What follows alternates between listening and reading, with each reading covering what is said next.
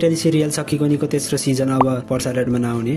हास्य टेलिसिरियल सखीगनीको तेस्रो सिजन 93 एपिसोडमा बन्द भएको हो। सखीगनीका प्रमुख कलाकार तथा लेखक कुमार कट्टेल जिग्री र अर्जुन घिमिरे पाँडेको लेखन तथा निर्देशनमा बनेको यो सिरियल दर्शकमा अत्यन्त लोकप्रिय रहेको छ।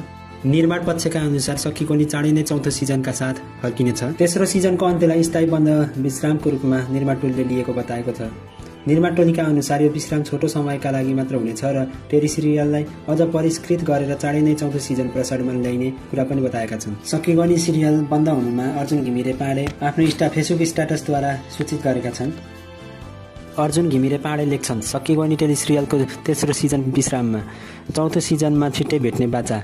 तेस्रो सिजनका 93 श्रृङ्खला उत्पादन प्रसारणपछि परिष्कृत सिर्जनाको तयारीका लागि हामी केही समय विश्राम लिँदैछौँ। यसबाट प्राप्त गरेको ज्ञान, सिप र अनुभवलाई विवेक सम्मान प्रयोग गरेर थप उत्कृष्टताका साथ हामी चाँडै नै चौथो सिजन लिएर आउने प्रतिबद्धता प्रकट गर्दछौँ। हामीलाई विश्वास छ यहाँहरूबाट निरन्तर प्रवाह भइरहेको सद्भाव, प्रेम र शुभेच्छामा कुनै कमी आउने छैन। चौथो सिजनमा हामी कसरी आउनु पर्ला?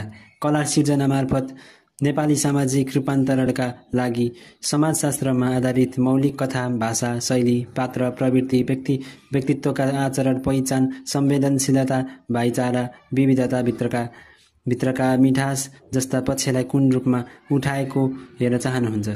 यहाँहरूबाट प्राप्त हुने रचनात्मक एवं सृजनात्मक अपेक्षा र अनुभूतिप्रति सदैव ऋणी रहनेछौँ भनी